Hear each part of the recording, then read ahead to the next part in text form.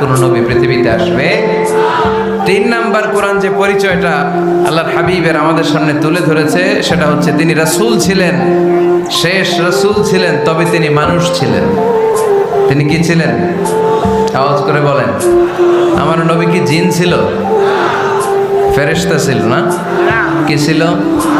আওয়াজ করে বলেন, কি ছিল? তিনি মানুষ ছিলেন, তবে যেন তেন মানুষ নন, অসাধারণ মানুষ। কেমন মানুষ? তিনি মানব, সাধারণ মানব নন, তিনি মহামানব। তিনি নবী, তিনি যেন তেন নবী ছিলেন না, তিনি মহানবী। ঠিক কিনা?